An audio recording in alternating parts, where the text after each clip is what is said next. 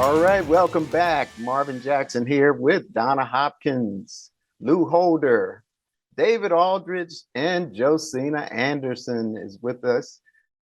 We're going to talk a little bit about this upcoming game, going out to Denver. They got a road game, and after a big home win.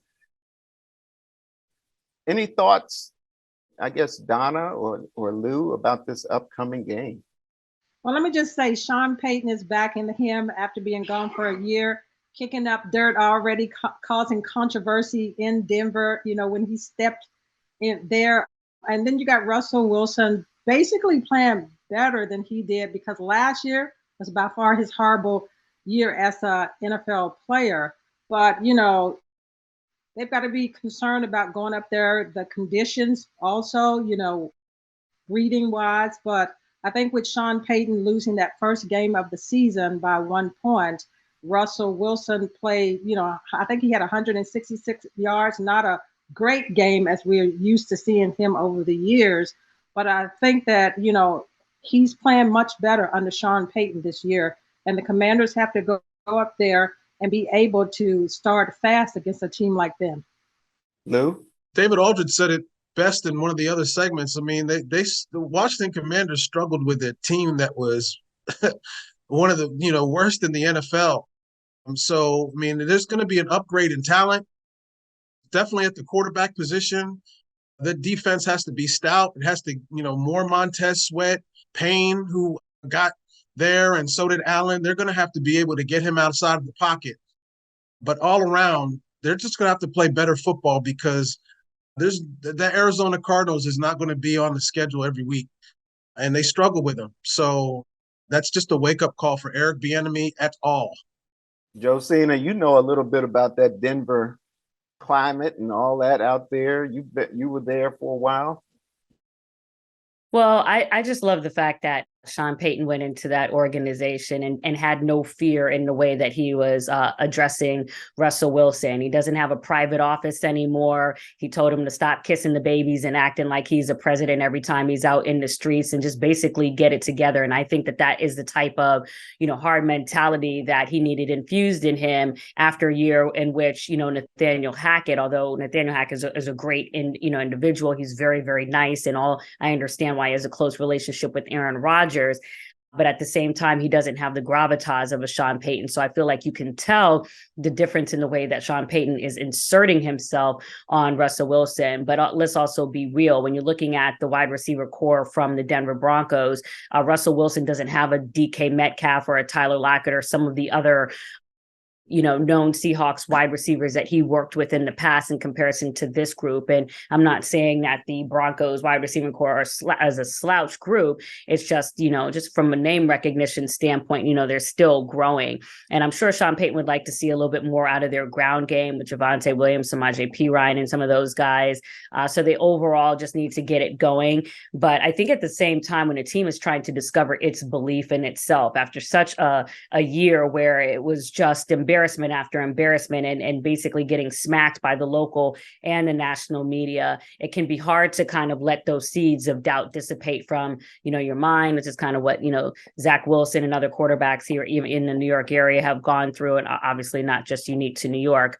But I think that he will be slathering at the mouth, so to speak, or foaming out the mouth, to try to get into the win column. And matter of fact, I was just talking to the head PR guy from the Broncos this morning about just, how he's already kind of on them and things like that. But he did remind me that the year that the Broncos won the Super Bowl, I want to say it was 2015. I can't remember. He said that Peyton Manning only threw 6 touchdowns and I think had 17 interceptions or something like that.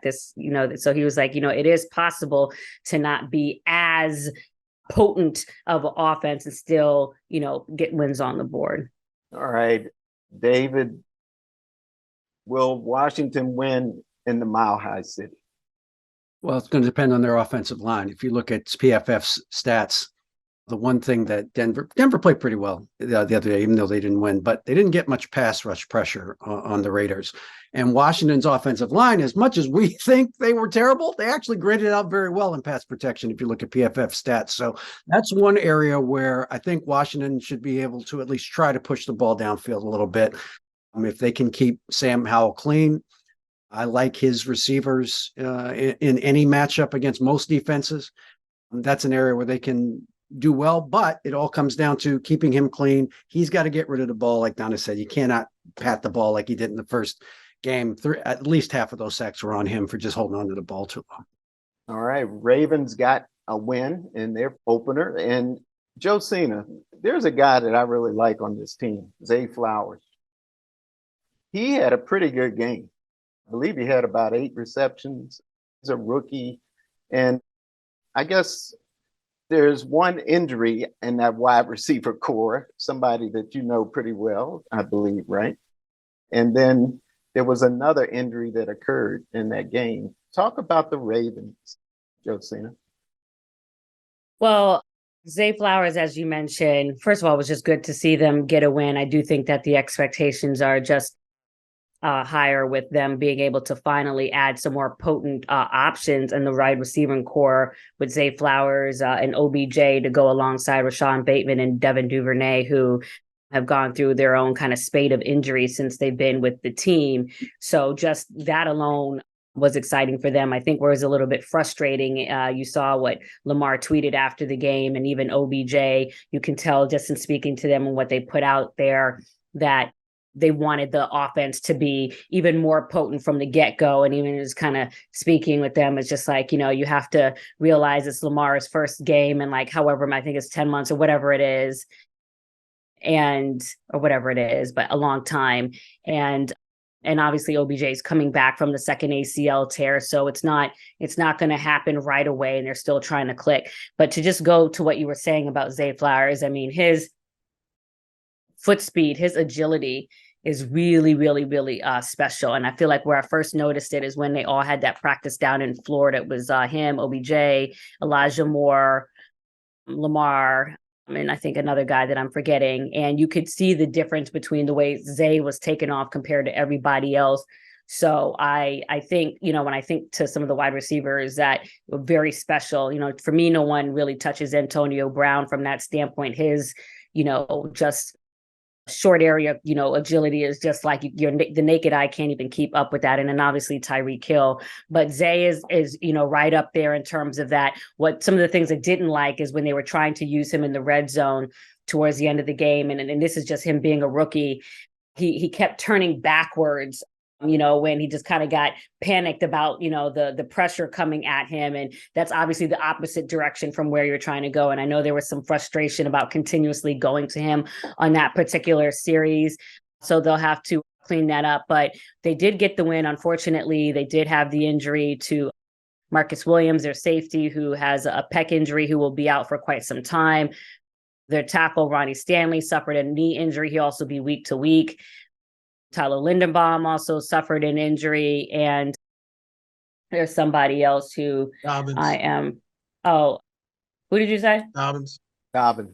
Oh, yes, J.K. Dobbins, obviously. And, the thing with J.K. is that, and I've been talking about this with, some players on that team and just, some of my media colleagues, as we were kind of having a debate when you look at what happened with Aaron Rodgers last night, but even more so capsulizing that around J.K. Dobbins, is the balance between fighting for your worth, which is, just understandable as you're trying to, get what you feel like is commensurate with what you do. And the running backs have been having this fight versus the time that you're missing and the value of being present.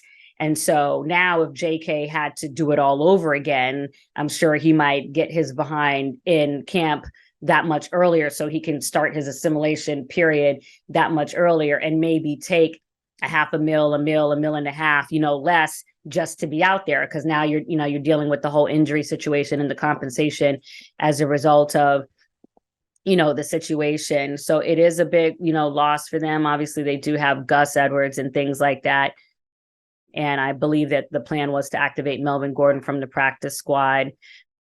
But yeah, some of those injuries right now are going to hurt because they already have Marlon Humphrey out from the screw that got put into his foot during the off season. And so my understanding with Marlon is that they're hoping that he'll be back by at least the quarter mark of the season and get back in there, because it just always seems like the Ravens are having injuries early in the year. So All right. Well, thanks so much, Josina.